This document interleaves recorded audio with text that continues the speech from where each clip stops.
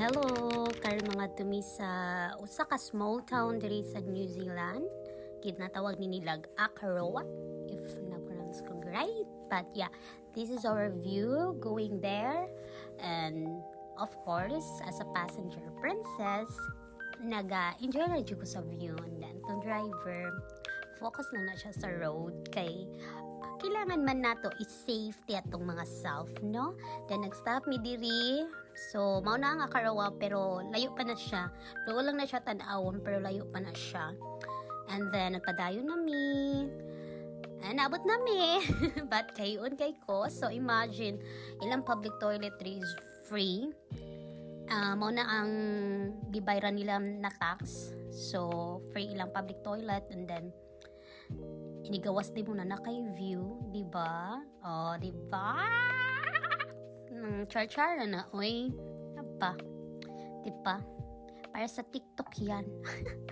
Ano, nagpadayon namin ng itamiglain nga kaparkinganan kay mulungsog mi sa Central George, which is naa dito ilang mga kananan, naa dito ilahang dolphin watching, mga something ana, and mga to sa mi sa White Tower.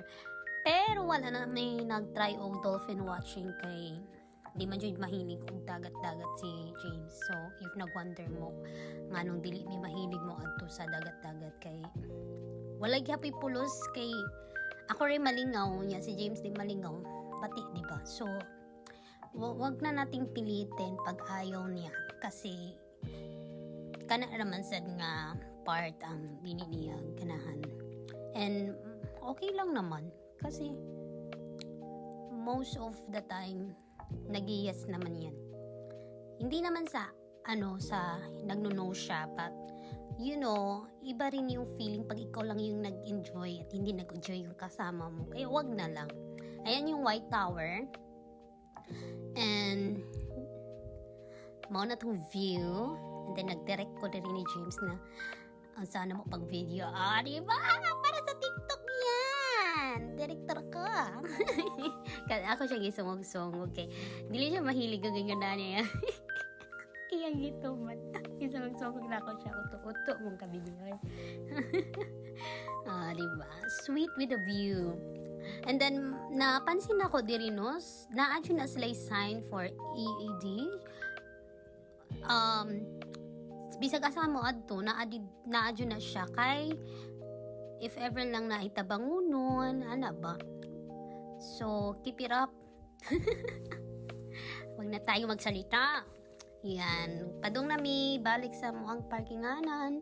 Pero before anak ay nagpalit sa mi og fish and chips, which is mao na ang inang pinakasikat na kanunon diri.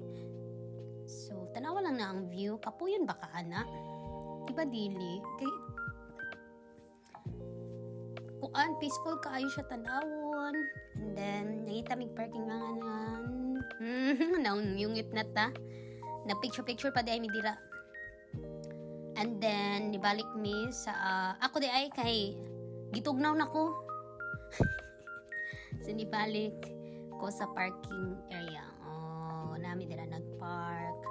Ikuha lang na namo. Dayon nagpark mi diri para nami view samtang mga unog fish and chips which is lami kaayo.